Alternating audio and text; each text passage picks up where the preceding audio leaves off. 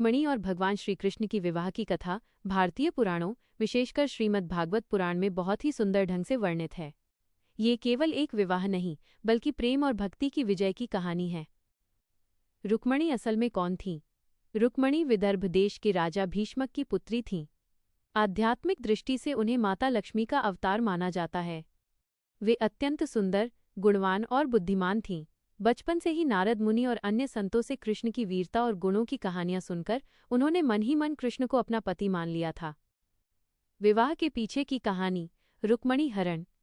इस विवाह की कहानी में भक्ति और साहस का अद्भुत संगम है। 1. भीष्म का विरोध। राजा भीष्मक तो कृष्ण को पसंद करते थे, लेकिन रुक्मणी का बड़ा भाई रुक्मी कृष्ण से द्वेष रखता था। वो चाहता था कि रुक्मणी का विवाह चेदी देश के राजा और कृष्ण के शत्रु शिशुपाल से हो। 2. रुक्मणी का पत्र। जब रुक्मणी को पता चला कि उनका विवाह जबरदस्ती शिशुपाल से तय कर दिया गया है तो उन्होंने हार नहीं मानी। उन्होंने एक ब्राह्मण के हाथ कृष्ण को एक गुप्त प्रेम पत्र भेजा। उस पत्र में उन्होंने लिखा था, हे अच्युत, मैंने आपको ही अपना पति चुना है। यदि आप मुझे नहीं ले गए तो मैं अपने प्राण त्याग दूंगी। 3. कृष्ण का आगमन।